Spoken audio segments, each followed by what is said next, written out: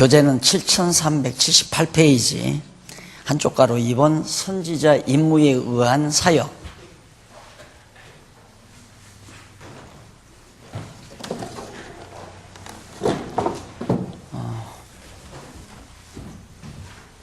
이거 어찌된 일이에요? 백목이 하나도 없네. 선지자 임무에 의한 사역을 누가복음 6장 12절 봅니다.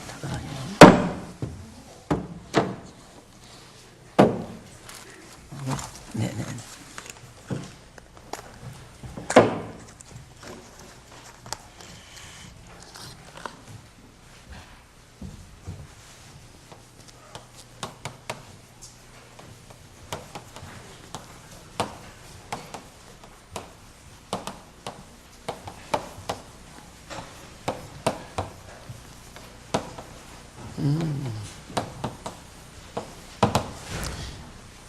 누가복음 6장 12절로부터 7장까지.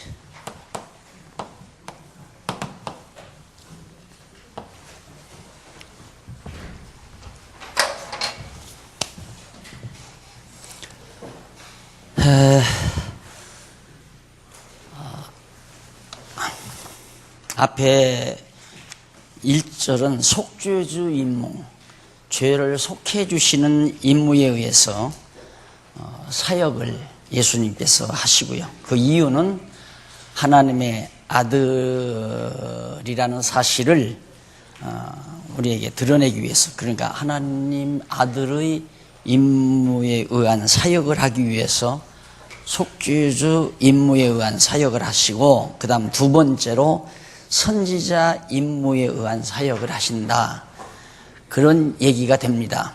그럼 선지자 임무에 의한 사역을 하기 위해서 선지자 임무를 수행하는 내용이 6장 12절로부터 49절까지.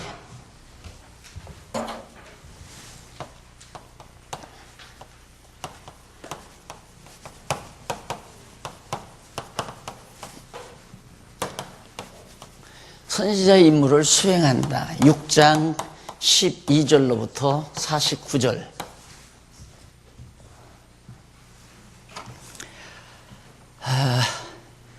빈틈이 없죠.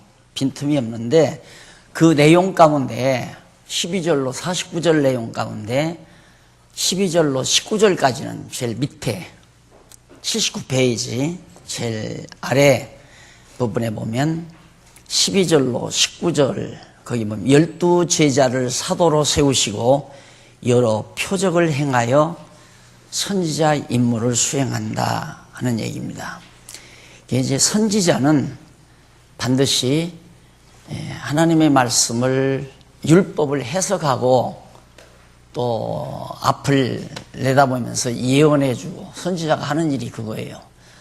선지자가 하는 일은 율법을 해석해주고, 그 다음 과거에 대한 설명, 과거에 대한 이제 역사에 대한 해설을 해주죠. 그리고 다가올 미래에 대한 예언도 해주고, 그리고 구약시대 보면 선지자들이 표적을 행해요. 그래서 이제 하나님께서 보내신 선지자임을 알게 해주거든요. 그래서 거기 12절로 19절에 보면 12제자를 사도로 일단은 전파하는, 하나님의 말씀을 전파하고 하나님의 나라를 증거하는 그런 사도직을 예수님께서 일단은 세우십니다. 제자들을, 12제자들을. 그리고서 이제 예수님이 여러 표적을 행하는 내용들이 어디에 나오냐면 17절로 19절에 나와요.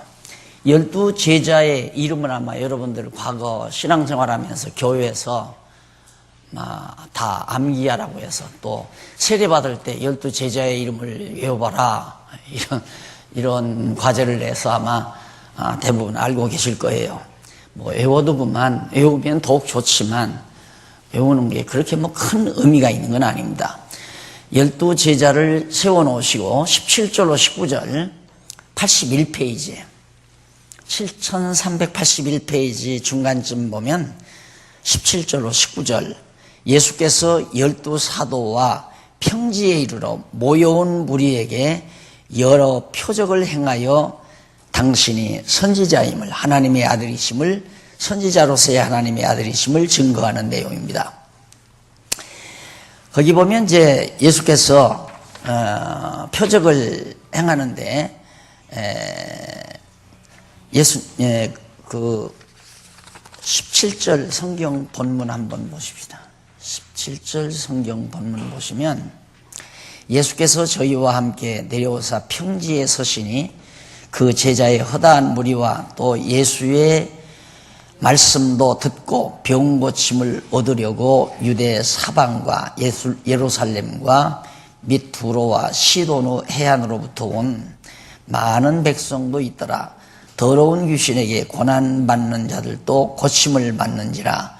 온 유대가 예수를 만지려고 힘쓰니, 온 무리가 예수를 만지려고 힘쓰니 이는 능력이 예수께로 나서 모든 사람을 낫게 함일러라. 여기서 중요한 건 모든 사람을 낫게 하더라. 환자가 100명이 오면 100명 다 낫게 하고 10명이 와도 10명 다 낫게 하는 모든 병자를, 어떤 병자도 다 낫게 한다. 이것이 메시아의 표적, 즉 하나님의 아들에 대한 표적입니다. 사람은 그렇게 할 수가 없습니다. 인간은 어느 누구도 100명이면 100명 다 낫게 하는 법이 없다. 신유의 은사를 받은 자라도 낫는 자가 있고 안 낫는 자가 있고, 그래서 표적과 은사는 다르다는 말을 여러분들에게 해드린 바 있습니다.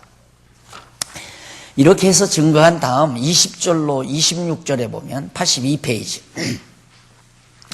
복 있는 자 및 화 있을 자의 결국에 대해 가르쳐 예수님께서 선지자로서 수행하는 내용입니다.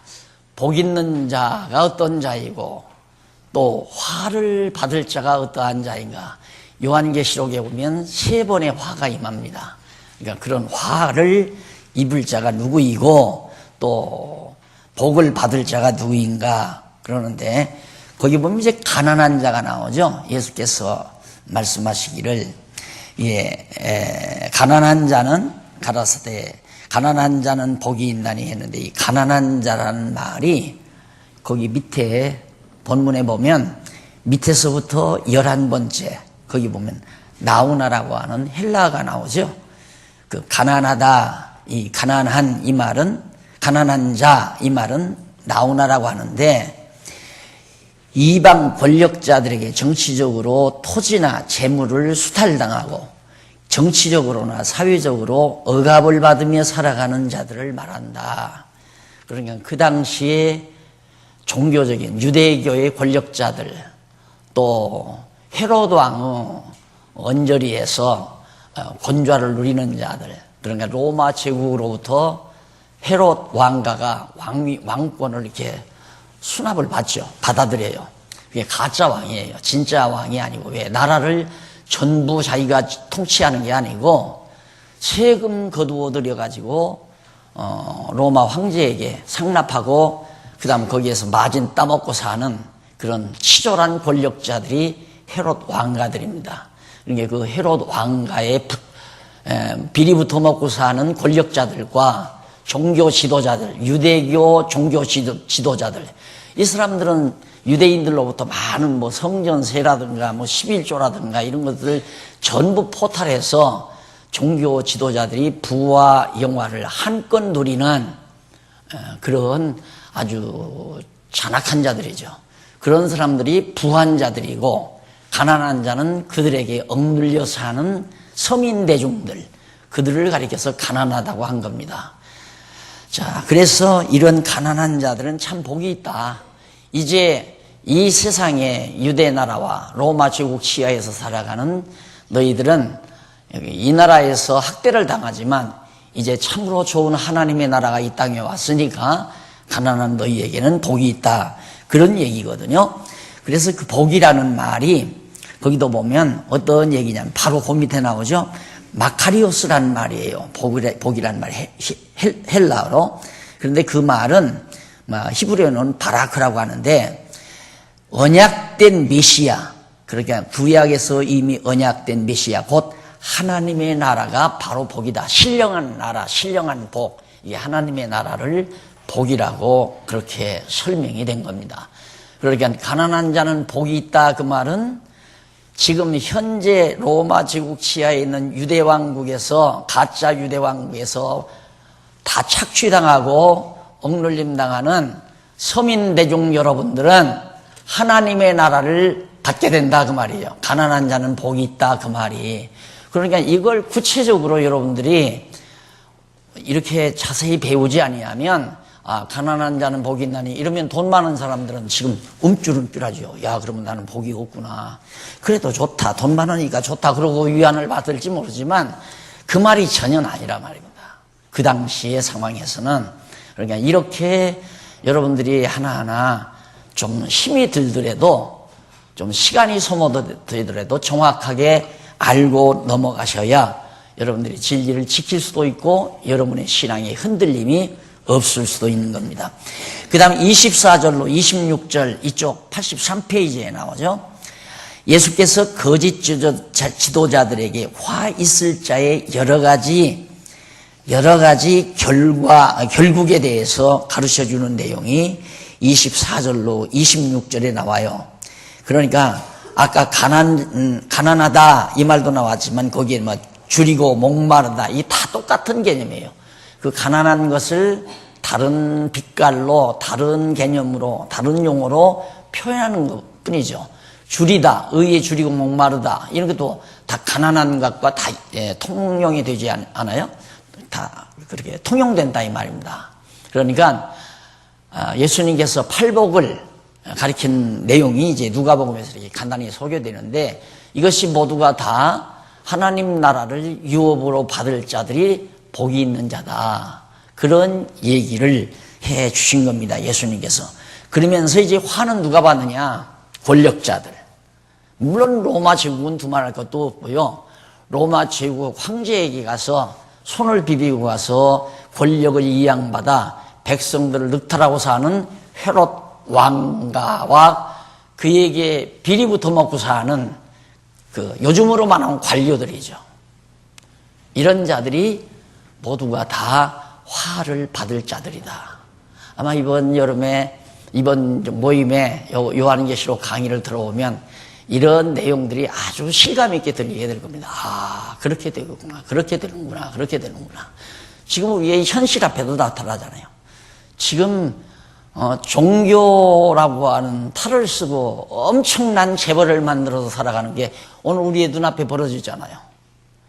이단이라고 하는 사람도 마찬가지고, 이단 아니라고 스스로 자처하는 사람도 마찬가지예요. 종교를 통해서 어떻게 치부하느냐 이 말입니다. 그게 이해가 가지 않잖아요. 그래서 이 종교, 우리 순수한 기독교는 예수님도 보니까 돈전대 맡은 놈 가룟유다는 결국에는 지옥 가더라고요, 그러면. 그래서 기독교란 돈과 관계없는 거예요. 돈과 아무 관계가 없는 거예요. 그래서 쉽게 예수는 거저 믿어라, 쉽게 말하면 공짜로 믿어라. 왜? 공짜로 다 가르쳐 주니까. 어제 밤늦게 아마 중국에서 성도님 두 분하고 아이하고 지금 초신자하고 오래전부터 믿었던 분하고 게스트하우스에 공부하러 들으셨어요. 공부하러 들으셨는데 거저, 다 거저 가르쳐 드릴 겁니다. 다 거저, 공짜로. 그래서 앞으로 우리 성경신학운동은, 말씀은, 성경은 완전히 거저 가르쳐 준다. 거저 가르쳐 주면 성경 알게 되면 믿어져요. 믿어진 다음에 그 다음에 자기가 가지고 있는 돈으로 선한 사업을 하든가 말든가, 그건 아무도 관계 안 해요. 그걸로 뭐 자금을 주든가, 남은 불쌍한 사람 구제를 하든가, 외국에 선교를 하든가, 뭐 어떤 일을 해도 누구도 관계 안 해요. 자기 돈이니까 자기 마음대로 하나님께서 주신 방 가지고 살 거 아니에요. 아직도 이게 혼돈이 돼가지고 자꾸 그러는데, 목표는 그렇습니다. 최재개혁의 목표는 성경대로 복음은 거저 준다. 거저 받았으니 거저 다 줍니다. 그리고 각자가 하나님께서 자기에게 주신 돈은 하나님의 말씀을 깨닫고 믿어지는 대로, 아, 나에게 무슨 은사를 줬나, 자기 마음대로 쓰면 돼요. 많이 쓰갔으면 많이 쓰고 적게 쓰갔으면 적게 쓰고 하나도 안 쓰고 자기 혼자 먹고 살다가 가갔으면 가고 그것 때문에 지옥 갈 염려는 없으니까. 예? 이렇게 깨끗하게 한번 교회가 되어지는 모습을 보고 싶은 것이 제 마지막 남은 소원이고 기도의 제목입니다. 그러니까 이제 이 사악한 화를 받을 자들이 전부 종교라고 하는 명목을 통해서 돈 벌어서 잘 먹고 잘 사는 이런 행태는 없어져야 된다. 나도 기존 세력에 의해서 기존 체제에 의해서 지금까지 먹고 살았지만 그러나 억지로 뺏어 먹은 건 아니었고요. 그렇게 기존 체제가 만들어 놨기 때문에 중간에 나도 그러다 보니까 그게 항상 마음에 부담이 됩니다. 솔직하게. 이 부담을 어떻게 벗나 남은 여생만이라도 그냥 완전히 공짜로 거저 해드리자. 연급이 하나도 안 들으면 무슨 짓을 해서라도 밥을 벌어 먹으면서 거저 가르치자. 이게 제 간절한 바람이고 제 목표입니다. 삶의 목표. 그러니까 정말 요즘 그제 말 들으니까 기자들이 하는 얘기 들으니까 한국교회 연보가 팍 줄었대요. 줄지요. 똑같지요 그동안. 다 내면 그것이 날개 달려서 다 하나님께로 가는 줄 알았는데 엉뚱하게 안성 넓은 땅덩어리로 다 갔고 저리 어디 산중 땅덩어리로 갔고 시내 고급 빌라로 갔고 전부 다 그 돈이 다 그쪽으로 가버렸으니까 얼마나 열불나겠어요. 돈 잘 쓰셔야 돼요 여러분. 교회를 바르게 세우려면 돈을 잘 쓰셔야 됩니다. 잘 살펴봐서 정말 저 일에 내가 돈을 같이 써야 되나 안 써야 되나 그걸 잘 생각해서 하셔야지 과거처럼 엄벙덤벙 돈을 자꾸만 내다가 보면 또 종교 기업주가 생긴다니까요. 종교를 통해서 돈 벌어서 치부하려는 사람이 돈 들어오는데 갖고 싶지 않은 사람이 어디 있어요. 도둑질도 아니고 돈 자꾸 들어오는데 내가 힘만 쓰면 가질 수 있으면 갖는다 이 말이에요. 그래서 이런 자들이 화를 받는다. 이제 이것이 뒷부분에 나온 내용이고요. 6장 27절로 38절에 보면 듣는 자에게 원수를 사랑하는 것에 대해서 가르쳐 줍니다. 자, 여기에 딱 오면 우리가 다 움츠러듭니다. 원수를 사랑하는. 원수가 어떻게 사랑해줘요? 원수는 미워해지지 사랑해지는 법이 없습니다. 미운 정도가 아니라 죽이고 싶죠. 그래서 우리 조상들이 과거에는 아버지가 세상을 뜨시면서 자녀 손을 붙들고 이놈아 너는 내 장손이다. 아버지의 원수를 갚아다오. 유언 남기고 죽잖아요. 네? 지금도 마찬가지예요. 지금도 요즘 이제 원고를 좀 끝내고 조금 일찍 들어가니까 좀 들어봐 보니까 와 저런 세상. 이거 모함해서 또 저놈 죽이고 저놈 모함해서 또 덮치고 언제 끝날지 몰라요. 서로 덮치고 서로 끈잡아서. 근데 성경은 원수 사랑하라고 그랬어요. 근데 어떻게 원수를 사랑해요? 그래서 거기 한번 여러분 보십시다. 거기 보면 27절로 36절 가기 그 내용 가운데 보면은 듣는 자에게 원수를 사랑하는 구체적인 내용에 대해서 증거해 주는 내용이 거기 나와 있습니다. 그 예수님께서 뭐라고 그러시냐면요. 자, 거기 20절. 그러나 너희 듣는 자에게 내가 이르노니 너희 원수를 사랑하며 너희를 미워하는 자를 선대하며 너희를 저주하는 자를 위하여 축복하며 너희를 모욕하는 자를 위하여 기도하라. 아이고, 어떻게 원수 미워하지 않는 것도 힘든데 거기다 축복해주고 저 사람 사업이 좀 잘 되게 해주십시오 하고 기도를 하라니 이거 어떻게 그게 가능하냐 이 말이죠. 불가능하죠. 도저히 불가능하죠. 그리고 뿐만 아니에요. 뿐만 아니라 29절 네 뺨을 치는 자에게 저 뺨도, 저쪽 뺨도 돌려대며 네 겉옷을 빼앗는 자에게 속옷도 금하지 말라. 속옷까지 다 벗어주라. 무릇 내게 구하는 자에게 주며 네 것을 가져가는 자에게 다시 달라 하지 말며 남에게 대접을 받고자 하는 대로 너희도 남을 대접하라.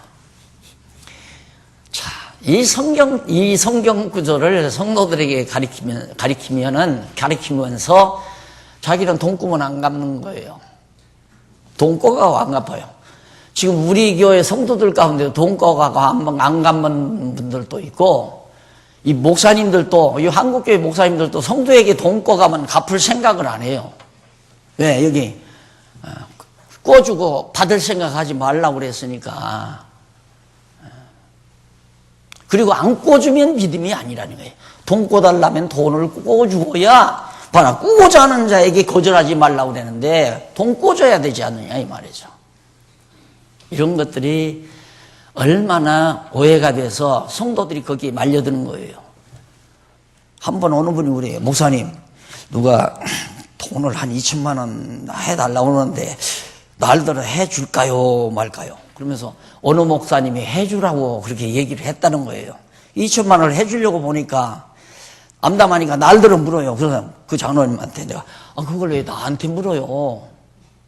장로님이 꿔주고 안 받을 각오 있으면 꿔주고 꼭 받아야 될 것 같으면 글쎄요, 오죽하면 돈을 꿔가겠어요. 그러니까 1,000만 원 주고 말았다고 그러더라고요. 여지껏 아마 못 받았을 거예요.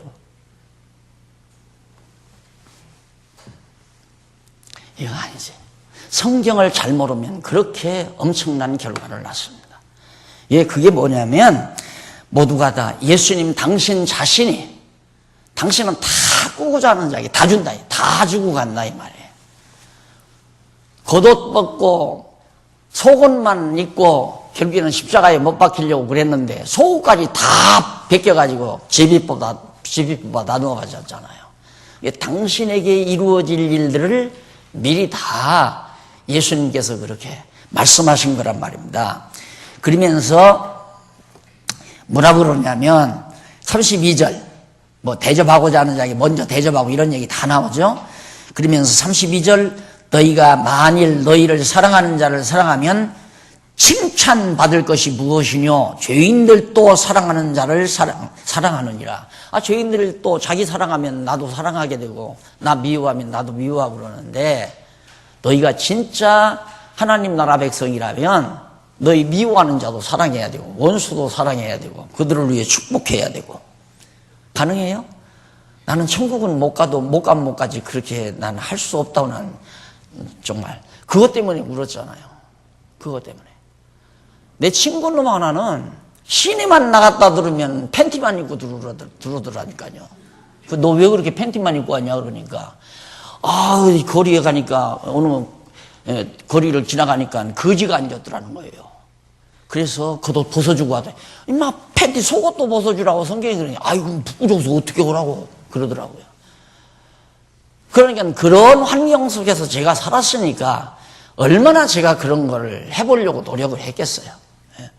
그런데 나중에 이런 말씀을 깨닫고 나서 너무너무 감동스럽고 정말 내가 못할 것을 예수님께서 다 해주셨구나 하는 생각을 들으니까 그래서 주님의 공로가 아니면 나는 하나님 나라의 백성이 될 수 없다는 확신을 제가 얻으면서 이 진리만은 어떻게든지 좀 가르쳐야 되겠다는 생각에서 이제 성경 가르치고 싶은 의욕이 생기게 된 거예요.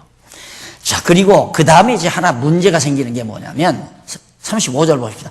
오직 너희는 원수를 사랑하고 선대하며 아무것도 버리지 말고 빌리라. 빌려주라 이 말이에요. 빌리란 말은. 아무것도 버리지 말고 빌리라. 뭐예요? 아무것도 바라지 말고 빌리라. 그리하면 나오죠. 그리하면 너희 상이 클 것이요. 또 뿐만 아니라 또 자기 지극히 높으신 이의 아들이 되리니. 그러니까 정말 아무것도 선대하지, 원수를 사랑하고 선대하지 아니하면 하나님 아들 못 된다는 얘기예요. 상도 없고. 그는 은혜를 모르는 자와 악한 자에게도 인자로우시니라. 너희 아버지의 자비하심과 같이 너희도 자비하라. 비판하지 말라. 거기도 그리하면 나오죠. 그리하면 너희가 비판을 받지 않을 것이요. 또 그 밑에도 그리하면 또 나오죠. 너희가 정죄를 받지 않을 것이요. 또 그 밑에도 용서받을 것이요. 주라. 그냥 성도 남에게 주라. 그리하면 너희에게 줄 것이니. 전부 그리하면. 내가 어떻게 하면 하나님이 우리에게 어떻게 해주겠다. 넘어가서 86페이지 한번 보세요. 86페이지 밑에서부터 7째 줄 뒷부분, 약간 뒷부분에 보면 그리하면 찾으셨어요? 네. 86페이지 밑에서부터 7째 줄 하면은 헬라어로 카이예요. 영어로는 and, 우리말로는 과, 뭐뭐와, 그리고 대등 접속사예요. 그러나 그리하면은 조건 접속사죠. 조건 접속사. 예. 전혀 달라요. 그러니까 카이가 분명한데 and 그리고 대등 접속사가 분명한데 조건적 의미가 없이 문장을 연결해주는 그리고 역시 그리하여 그러므로 그런 말이에요. 그 카이라는 뜻은. 따라서 본문은 아까 말한 그 본문은 이렇게 해야 돼요. 오직 너희는 원수를 사랑하고 선대하며 아무것도 바라지 말고 빌려주어라. 그리고 그가 은혜를 모르는 자와 악한 자에게도 인자하시기 때문에 너희의 보상이 많을 것이고 또 지극히 높으시니 아들이 될 것이므로 너희 아버지의 자비하심과 같이 너희도 자비하라. 우리는 이미 하나님의 아들이 되고 하나님 나라 백성이 될 것이므로 뭐 그렇게 인색하게 살 필요 뭐 있냐 이 말이에요. 주고 싶은 자에게 주고 긍휼히 여길 자를 긍휼히 여기고 그렇잖아요. 내가 만족하면 내 생활이 만족하면 남들이 나를 비난하고 욕해도 비난하고 욕하는 사람이 좀 안쓰럽잖아요. 저 사람 아마 요즘 사업이 안 되는가 보다. 아니면 저 사람 어제 저녁에 아마 부부싸움 했나 보다. 저 사람 요즘 주식 투자하는 것이 지금 떨어지는가 보다. 이렇게 생각이 내가 만족하고 기쁘고 즐거우면. 그런데 내가 지금 짜증스러워요. 뭔가 나도 지금 스트레스를 받고 있어. 그런데 누가 딱 들었는데 그 아무개 집사가 박 목사님 당신 키도 짠달락 해가지고 그러면 열이 팍 솟죠. 예. 그러잖아요. 팍 열이 솟는단 말입니다. 그런데 내가 기분이 좋으면 자기는 키가 크면 얼마나 크다고 하늘 높이까지 올라가는 건 아니잖아.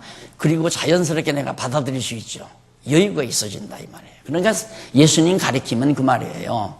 너희는 이미 복받은 자이기 때문에 가난한 자로서 또 눌린 자로서 줄인 자로서 권력자들에게 짓눌린 자로서 학대를 받았지만 너희는 하나님 나라 백성이고 하나님의 아들들이 되었으므로 또 하나님의 아들이 될 것이므로 그리하면이 아니에요. 될 것이므로 그러므로라고 앞에 그리하여 그러므로 이런 말로 카이가 번역된다고 했잖아요. 그렇게 번역이 돼야 이게 맞는 얘기하잖아. 맞는 얘기. 그런데 우리는 보통 반드시 어떤 조건이 붙어요. 뭐뭐 하면 행복하다. 어떻게 하면 내가 즐겁다. 이렇게. 나는 그게 아니라 행복하니까 이렇게 된다. 행복하니까 사랑한다. 사랑하면 행복하다. 그게 아니고 행복하면 행복한 자가 사랑한다. 행복한 자만이 사랑할 수 있다. 이 말이죠. 사랑하면 행복한 게 아니잖아요. 그러니까 제가 성경을 가르칠 때는 자꾸 여러분들 때 어떻게 거꾸로냐. 이게 거꾸로가 아니에요. 그게 올바른 거지. 그러니까 성경을 바로 보려면 뒤집으면 바로 와요. 뒤집어 놓으면. 내가 해야 된다는 말을 예수님이 해야 되는 걸로 바꿔놓으면 다 풀려가요. 그런데 끝내 인간은 자기 공로를 세우기 위해서 자기를 내세우거든요. 그리고 대접받는 게 얼마나 좋아요. 사람이 자꾸 칭찬받고 대접받으면 자기도 모르게 자꾸만 사람이 이상해져 가요. 그래서 엊그저께 성경신학 연구소, 그 전에 가서 그 연구소 자리를 내가 봤거든요. 근데 방이 있어요. 조그마한 방이. 거기는 불도 들어오고 그런다고 하더라고요. 근데 자꾸만 와서 개소식을 해달라고 그래가지고 날짜를 잡아서 다음 주일날 가야 되는데 이번 주일날 갔다 왔어요. 여기 해서 지교회 일을 해서 분방 공부도 없고 그래 갔다 왔는데 제 얘기를 하기 곤란하지만 솔직히 가서 호텔을 얻어놓으면 언제부턴가 내가 그게 굉장히 부담스럽다고요. 재미도 없고 호텔 즐기는 그 어떤 흐름이 있잖아요. 밑에 가서 무슨 당구를 친다거나 호텔 밑에 가서 춤을 춘다거나 이런 사람들이나 호텔이 어울리는데 나는 춤도 못 춘다 말 기껏해야 이거밖에는 못 하는데 이거 다로 그 비싼 데 들어갈 수는 없는 거고. 그래서 호텔은 나 안 갈란다고. 방 좋으니까 방만 좀 깨끗이 치워달라고. 그래서 방에 가서 잠을 얼마나 푹 잘 잤는지 몰라요. 부담스러워져요. 그러니까 내가 의로워졌다는 게 아니라 너무너무 좋으니까. 요한계시록 다 써놓고 나니까 이제 여한이 없어요. 아무 여한이 없어요. 솔직히. 그러고 보니까 구석방에서 자면 어떻고 들판에서 자면 어떻고 텐트를 쳐놓고 자면 어떻고 고급 음식을 먹으면 어떻고 막국수를 먹으면 어떻고 그게 별 문제가 아니에요. 아주 좋은 걸 아는 사람은 좋은 게 없어요. 그다음 그거밖에는 좋은 게 없잖아요. 최고로 좋은 걸 아는 사람은 나머지는 다 시시한 거예요. 그러니까 예를 들어서 식사를 대접할 때 목사님 뭐 사드릴까요? 하면 뭐라고 대답하겠어요? 대답은 그거예요. 아무거나 해달라고. 왜냐하면 내가 먹고 싶은 거 만약에 고르면 최고 음식이 있는데 그거 먹으려면 시내 고급 호텔로 가야 되는데 가서 먹으면 적어도 10만 원 내지 15만 원 1인당 그렇게 나오는데 먹자고 할 수 있어요? 그건 안 된다 이 말이에요. 그러니까 그거 알기 때문에 아무거나 먹어도 막국수를 먹어도 좋고 막말로 그냥 막국수 말고 장통국수 그런 건 먹어도 맛이 있고. 문제는 내가 그래서 음식 먹는 철학 말씀했죠. 뭐를 먹느냐가 중요한 게 아니라 누구하고 왜 어디서 뭘 먹느냐 순서 내가 정해줬잖아요. 의미가 있네. 의미가 밥 먹는 것도 의미가 있어요. 의미가 있어야 맛이 있는 거고.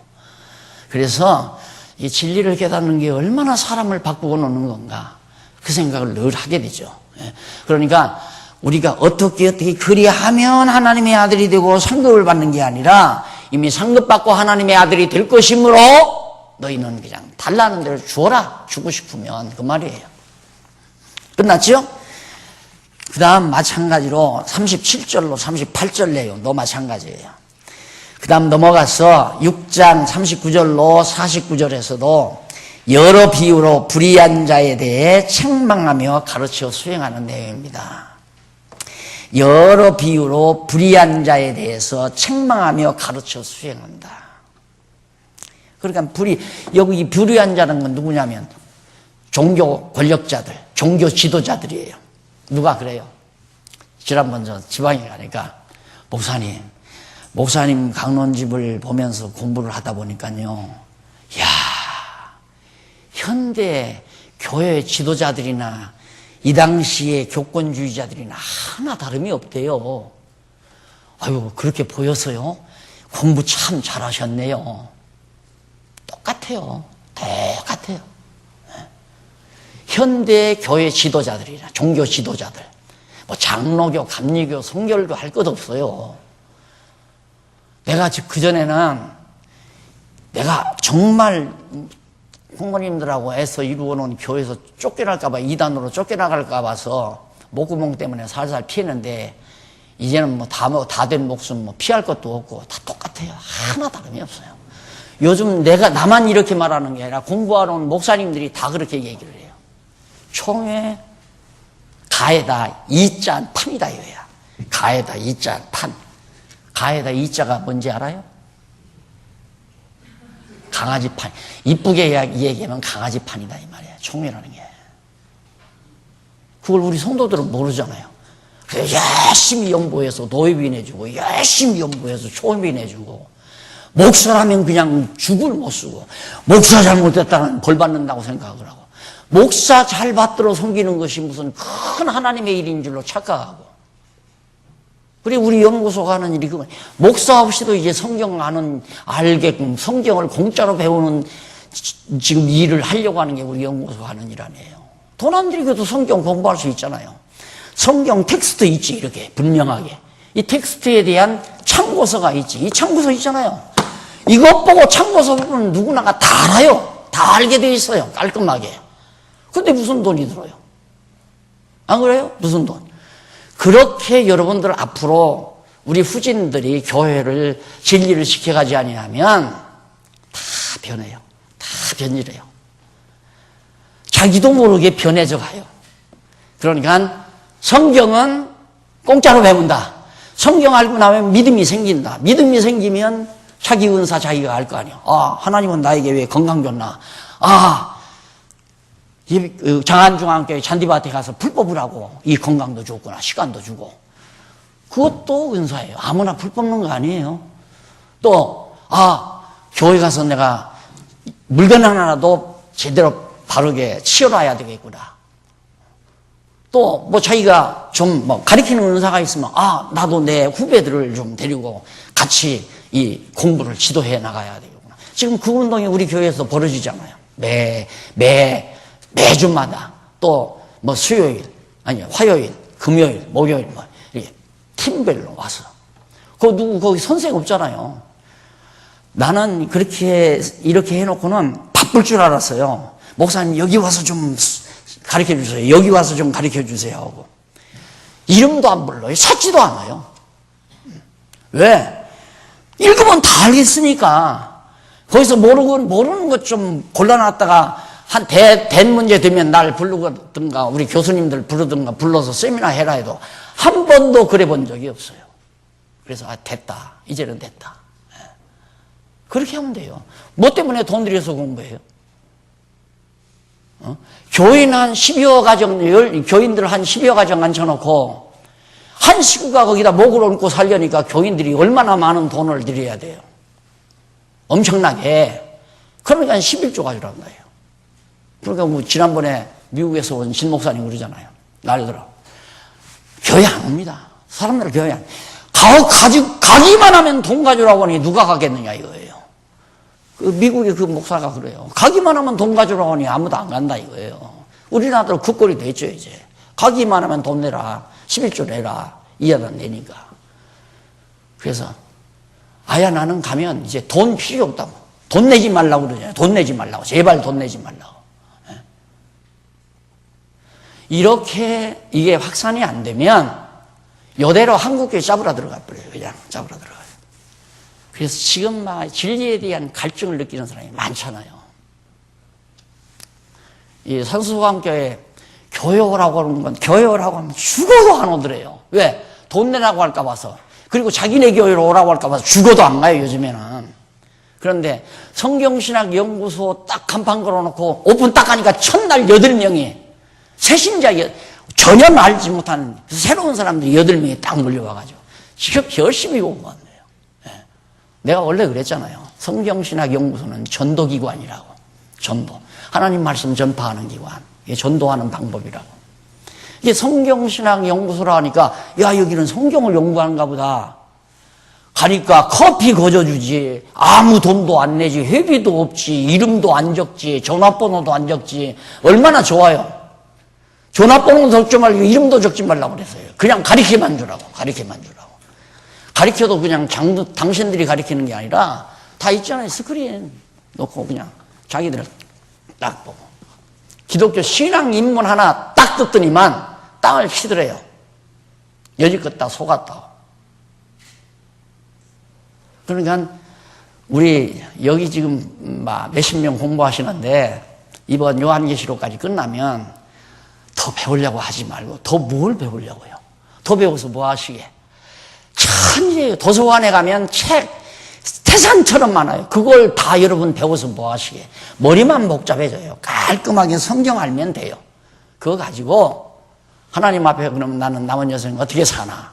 이거 골똘히 생각해서 돈 여유 있으면 선한 일에 쓰고 싶으면 쓰고 잘 모아놨다가 자식에게 물려주고 싶으면 물려주고 그렇게 살아도 천국 가는데 아무 지장 없어요. 하나? 하고 싶으면 일하고 싶으면 자기 돈 내서 자기가 하는 거예요. 누구 결제 받을 것도 없고 일하고 나서 누구한테 뭐 회계보고할 것도 없고 다 각자 뜻맞는 사람끼리 모여서 그냥 선한 일 목표 정해서 해나가고 그것도 하나의 교회니까. 그래서 정말 신선한 바람이 빨리 한국교회 전역에 번져갔으면 싶은데 지금 상당한 속도로 지금 번져가고 있습니다. 네, 목사님들 사회에서 굉장히 번져가는데 뭐 진리리가 할 수 없죠. 말씀의 능력이 그렇게 퍼져나갈 수밖에 없는 거죠. 그 다음 이제 거기 보면 예수님께서 그 여러 비유로서 불의한 자, 종교 지도자들을 책망하는데 소경이 소경을 인도한다. 아무것도 보지 못하는 소경이 소경을 인도해 가요. 그럼 둘이 다 함정에 빠지는 거죠. 성경도 모르는 지도자가 성도들을 인도해 가니까 함께 함정에 빠지는 거 아닙니까? 목사님들 성경 안다고 하면 거짓말이죠. 몰라요. 신학교에서 성경을 안 가르치는데 어떻게 성경을 알아요? 그러니까 성경을 파편적으로 읽고 자기 할 소리 자꾸 하는 거죠. 성경 몇 구절 읽고 자꾸 열심 독려하고 연보 독려하고 충성 독려하고 목사에게 순종을 독려하고 목사에게 순종하면 돼요. 박용기에게 순종하면 안 돼요. 박용기를 받들려고 하면 안 돼요. 목사 직분을 받들려고 하면 안 돼요. 제가 전한 말씀을 소중하게 여겨야지. 그래서 이대로 아직도 자꾸만 나한테 뭘 이렇게 조금 잘해 주려고 하는 이거 보이면 아예 사라져 버리려고 그래요. 한동안 진짜 이거 확 뜯어 고치려고. 인간이 뭔데 인간에게 뭐 복종하고 인간을 받들어 섬기고 이러느냐 이 말이야. 예의만 갖추면 되는 거지. 예의만 갖추면 인간 사회는 서로 예의만 갖추면 되는 거예요. 뭐 특별히면 뭐 특별히 받들어. 장로님들하고 같이 있는데 이건 목사님만 잡숴야 된다고 갖다 놓으면 내가 지구력으로 들어가야지. 왜 목사는 그렇게 하고 장로님은 아무거나 먹어도 되나요? 꼭 찌개를 떠도 가만히 보니까 아직도 찌개를 떠도 여기 또 설교한다. 맺혀서 그래요. 내가 찌개를 떠도 생태 가운데도만 딱 내 찌개 끓여서 가. 유장로님 그릇에가 난 꽁지 딱 갖다 떠서. 그러면 안 돼요. 절대 그러지 말라고. 박 목사 버린다니까. 그러면 똑같이 그래. 똑같이 그냥. 그래서 이번은 6월달에 저희 가도 강사방 없어요.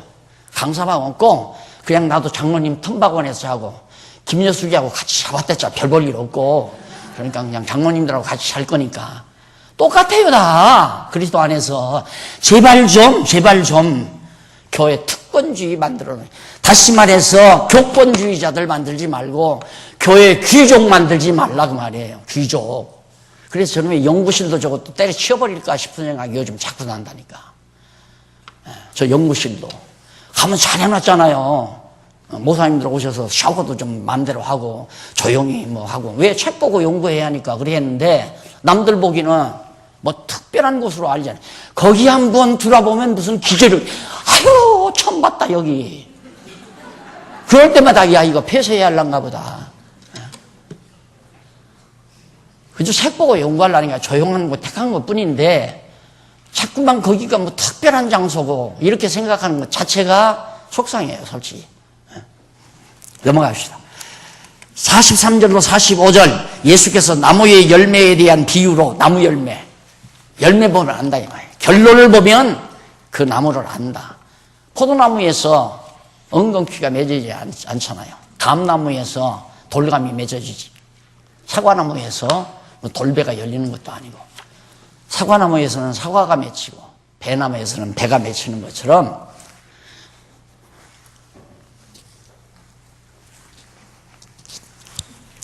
그 그 다음 46절로 49절.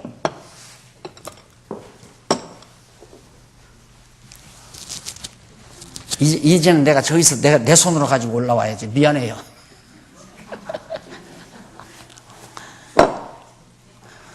(46절로) (49절) 예수께서 집 짓는 자 비유로. 어디 위에 너희는 나를 불러 주여 주여 하면서도 어찌하여 나의 말하는 것을 행치 아니하느냐. 그 교권주의자들이 자기들은 안 행하면서 남들은 행하래. 자기들은 굳이 안 하면서 남들은 굳이 하래. 남들은 굳이 하래. 자기는 안 하면서. 제가 학교 다닐 때 총장님이 교회를 하는데 11조를 안 내더라고요. 막 농원도 하고. 그래서 어떻게 총장님은 11조를 안 하십니까? 교인들에게는 다 11조를 하면서. 다 내 것이 다 주의 것인데. 그럼 성도들 건 다 주의 것 아닌가? 웃기는 거죠. 그러니까 자기는 안 해도 남들은 안 하는 거예요. 그러니까 이 말도 그래요. 자기가 안 하면 자기가 하지 말아야 돼. 그런 말은 자기가 하면서 뭐 같이 하자고는 할 수 있죠. 우리 이렇게 같이 합시다. 하라가 아니라 이렇게 하는 게 어떻습니까? 같이 하면 참 좋겠네요. 이렇게는 얘기할 수 있어도 자기는 안 하면서 이래야 됩니다. 저래야 됩니다.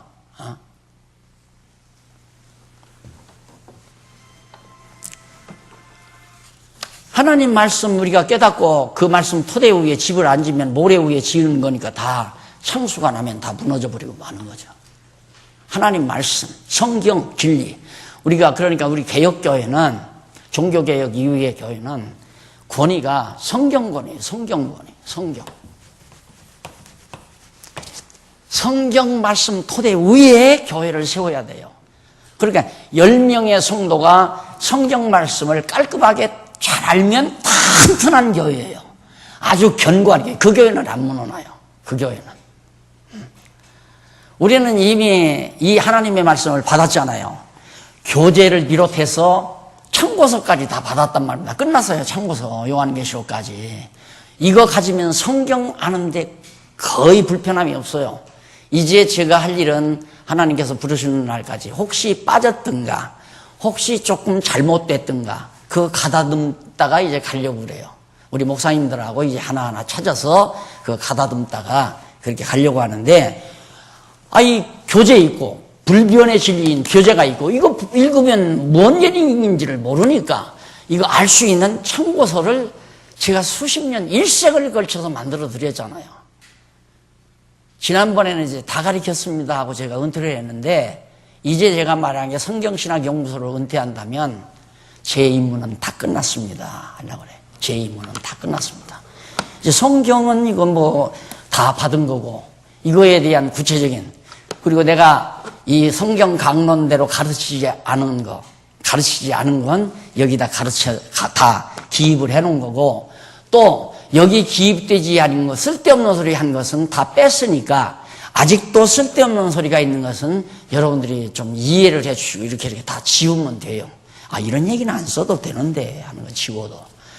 그러니까 그렇게 해서 여러분들이 성경만 완벽하게 알면 교회가 튼튼하게 건물이 있어야 하는 것도 아니고 무슨 재산이 있어야 하는 것도 아니고 교회는 재산이 있으면 안 된다고 내가 늘 그랬잖아요. 그래서 나도 전통적으로 기존 체제에서 하다 보니까 어떻게 이걸 이렇게 마련을 해놓고 늘 이것 때문에 화근이다 그랬잖아요. 화근이죠. 이것 때문에 화근이죠. 앞으로도 이것 때문에 화근이에요. 이것 때문에. 그러니까 이게 다행히 이제 재단 이사님들이 딱 책임지고 지금 하니까 참 마음을 아직은 놓이지만 재단 이사들이 뭐 장생부서 하지는 않잖아요. 누가 이사를 또 맡을 건가? 가장 쉽습니다. 일러드릴게요. 다음에 재단 맡아요? 그러면 이것이 적어도 이제 막 수백억 대 나갈 거 아닙니까? 1000대 나갈지도 몰라요. 여기 이제 다 물러가고 여기 KKS 두르고 하니까 굉장한 장소인데 이사가 와요? 그러면 이사가 오는데 그 이사가 국회의원이 될 수도 있고 장관 자리에 앉을 수 있는 사람도 있을 수 있다 이 말이에요. 그럼 그 사람 청와대에 들락달락 하면서 로비하면 유병헌이가 지금 그렇게 한 거 아니에요, 유병헌이가. 다 바꿔요, 다. 예? 그러면 끝나는 거예요. 완전히 끝나는 거예요. 우리 장안중앙교회는 그렇게 안 된다. 우리 있을 때는 안 되겠죠. 우리 눈 감아도 당장 변질이 와요. 뭐가 변질이 와도 변질이 온다 이 말입니다. 그래서 내 생을 다해서 이걸 다 하나 꼬박꼬박 내 손으로 다 기록해 놓은 거예요. 변질시키지 말라. 꼭 지켜다오.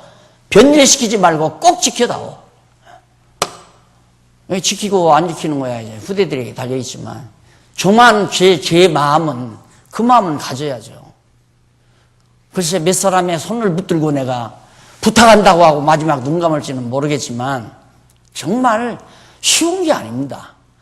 그래서 이렇게 열심히 목청을 다해서 가르치는 이유도 어떻게든지 모래 위에 짓지 아니하고 반석 위에 지키게 하려고.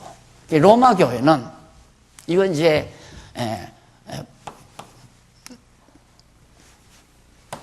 프로테스탄트고 로만 캐토릭은 뭐냐면 교황이에요, 교황. 교황이 말한 대로 말하지 않으면 그냥 다 달아나요.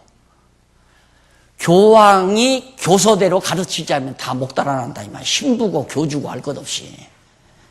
그러니까 그 사람들은 교황의 교서 위에, 그 교리 위에 천주교라는 교회가 아주 튼튼하게 서 있잖아요, 튼튼하게.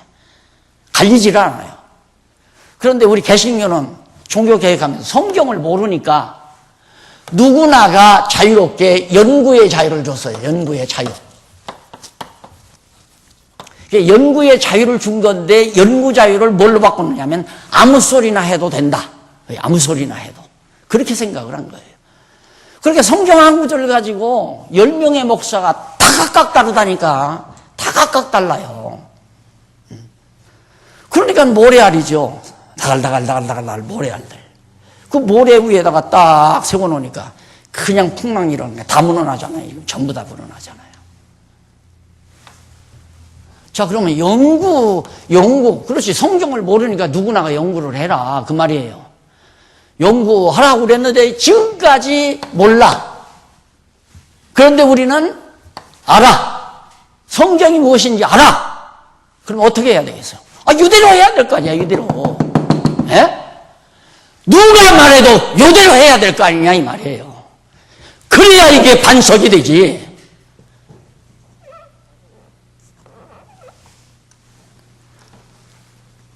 그러지 않으니까 이거 내가 늘 그래.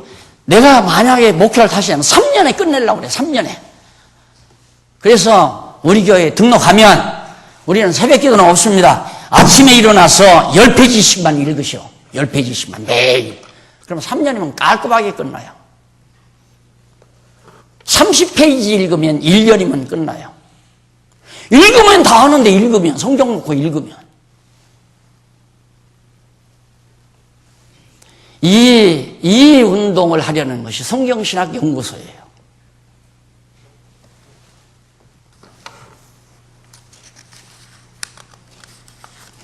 그 다음 7장 넘어가는데 차 한잔 하고 오시면 되겠습니다.